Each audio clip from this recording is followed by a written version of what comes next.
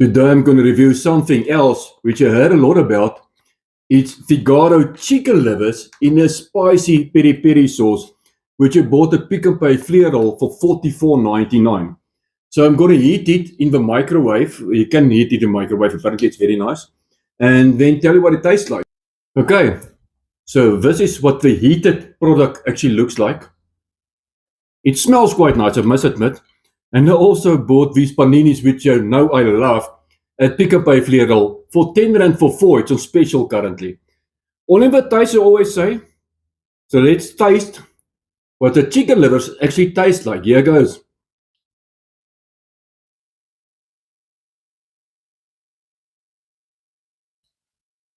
Get some sauce as well.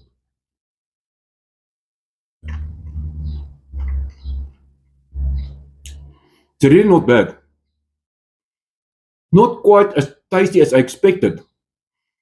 I'll give it a 7.6 out of 10. Thanks guys, love you all. Till next time.